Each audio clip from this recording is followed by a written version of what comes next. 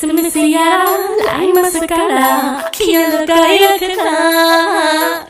साथियों, क्या आप पुरानी यादों और गहरे प्यार की एक ऐसी दास्तान के लिए तैयार हैं जो सीधे आपके दिल को छू लेगी? जी हाँ, मशहूर फिल्म मेकर इम्तियाज अली अपनी नई पीरियड ड्रामा फिल्म मैं वापस आऊंगा लेकर आ रहे हैं। यह फिल्म 12 जून 2026 को सिनेमाघरों में रिलीज हो रही है, लेकिन इस फिल्म के पीछे कुछ ऐसे दिलचस्प किस्से और राज छिपे हैं जो शायद ही आप जानते होंगे। पहला बड़ा खुलासा खुद इम्तियाज अली ने किया है।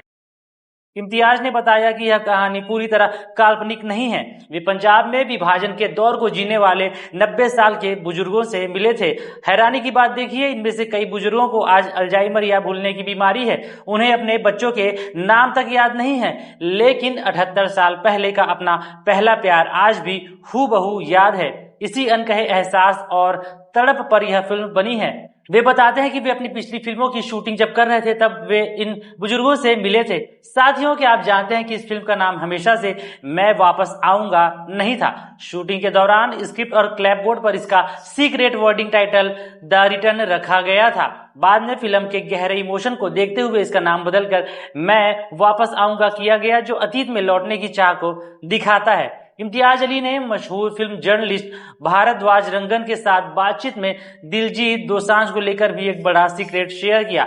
अमर सिंह चमकीला फिल्म में दिलजीत ने एक बहुत ही लाउड किरदार निभाया था, लेकिन फिल्म मैं वापस आऊंगा में उनका किरदार निर्व असल जिंदगी के शांत और संवेदनशील दिलजीत से काफी मिलता जुलता है। वहीं दूसरी तरफ मुख्य अभिनेत्री शर्वरी बाग का ऑडिशन सबसे मजेदार रहा। इम्तियाज से पहली मुलाकात में शर्वरी लगातार 2 घंटे तक बोलती रही। उन्हें लगा था कि वे पक्का रिजेक्ट हो जाएंगी, लेकिन उनका यही बिंदास अंदाज उनके किरदार जिया की जान बन गया।